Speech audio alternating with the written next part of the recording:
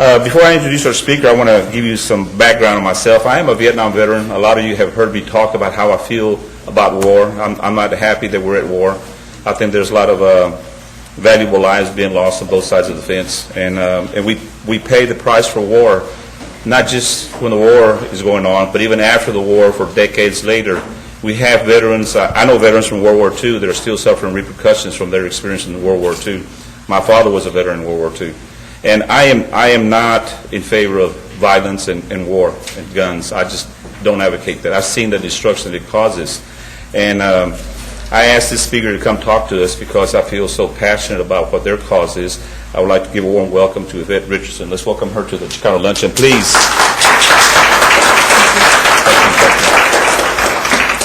Hi, I'm Yvette Richardson. First of all, I want to thank Rennie for inviting us, Peace of Vocations. There's other members here, Nella Barr, Tammy Gomez, and my daughter's even a member, Alicia Richardson. I just want to let you know what Peace of Vocations is. It's an all-volunteer-based counter-recruitment organization here in Fort Worth. What we do is we talk to the Fort Worth youth, let them know, giving them an alternate point of view about the military. We have gone into all of the Fort Worth high schools. We table during the lunchtime, and we pass out literature about maybe going to college, job trainings, and then we also pass out literature about some of the lies that the recruiters are telling our youth.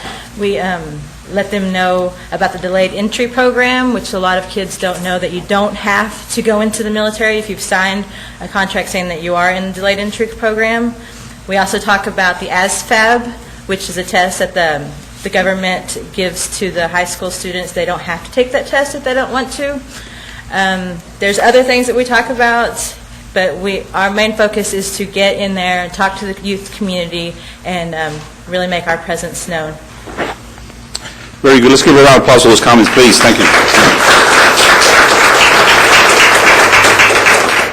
Yvette, one of the most important things I think that parents should know, especially parents who have children in high school, is that opt-out form that they can sign and fill out. And most parents don't even know that this form exists, so they never have that opportunity, and next thing they know, their son or daughter is going off to the military.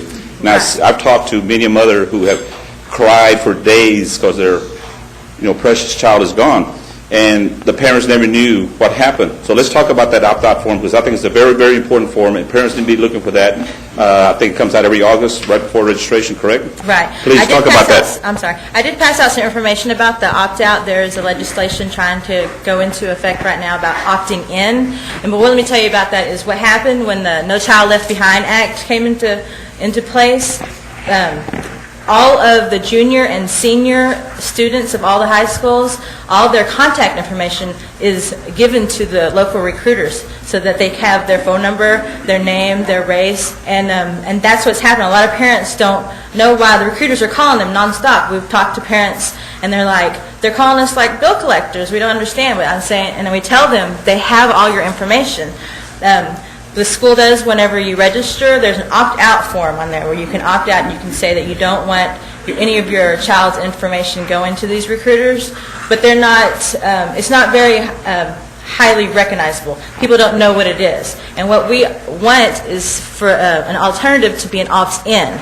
So if they do want their information to go to the military recruiters, then you can opt in instead of having to opt out. And in fact, when I registered my daughter for this next semester, she's going in the 6th grade, there was an opt-out form in there. And there was parents around going, what is this? And I actually explained to them what the opt-out was. And I was like, this is happening in 6th grade.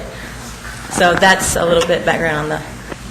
Let's talk a little bit about you, your background in the military and so forth, so people can have an idea where your vision, where you're coming from, as you see it personally. Right. I'm an Army veteran. I spent 5 years active duty and then 3 years inactive. I was in the Bosnian War. I got out when she was 6 months old because I had her, and then I was shipped off to Bosnia. And I was sitting in a minefield crying every day because I was missing my child, and I didn't know what was going to happen. So they tried to have me re-enlist and offered me all these bonus money, and I said, no, I want to go home to my family. I did have to do the 3 extra inactive years because what a lot of kids don't know, and this is another thing we point out to them, is if you sign for 5 years or 3 years, you still have to do 8 years, whether that's active duty plus inactive. And when inactive is if anything happens, such as a war, they can call you up and you become active duty.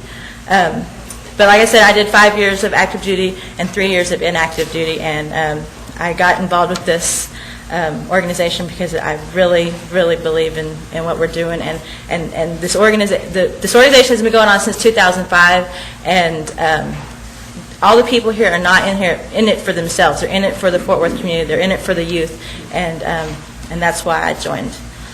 Talk a little bit about the organization and how long you've been in schools, because you have not been allowed in schools all this time. You just in the last year or so. So talk a little bit about how that came about, please, and what happened there. Right. This last year, it was blood, sweat, and tears getting into the school system. But after this last semester, we have gotten into all of the all the Fort Worth high schools. And I wasn't directly involved with getting into it. There was another lady who's not here, and Nell as well, who went and talked to the principals, talked to the board, trying to get us in for equal access. The recruiters are only allowed to go into the schools once a semester. So that's two times out of the year. But we've talked to kids, and the recruiters are in there all the time. We just talked to one child at Trimble Tech that said the recruiter was in her speech class giving a presentation. And there's no reason why a recruiter should be in a speech class giving a presentation. They're only supposed to be there giving out information. It has to be in dress uniform, and they're not supposed to talk to the kids outside, like take them to the library or take them off to the side. So we have blessedly gotten into the schools, and we have gotten into all of the high schools. Now, military recruiters are allowed into the schools to make their presentations and recruit the high school students to join the military.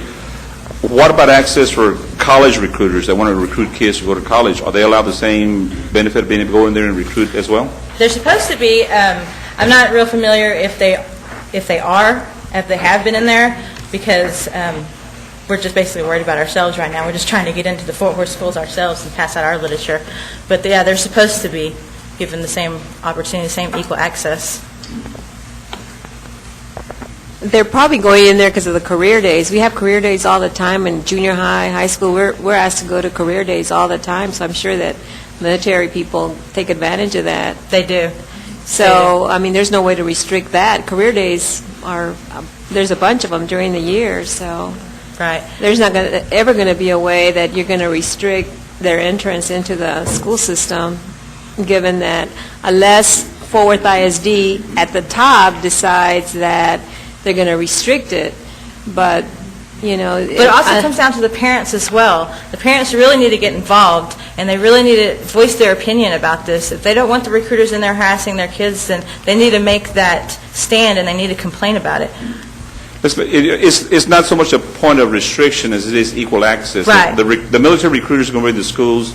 College recruiters should be in there as well, and peaceful vocations should be in there as well. Equal access for all three entities to be able to present their programs. I mean, it's not about restricting recruiters so much as it is about opening the doors to these other organizations for equal access.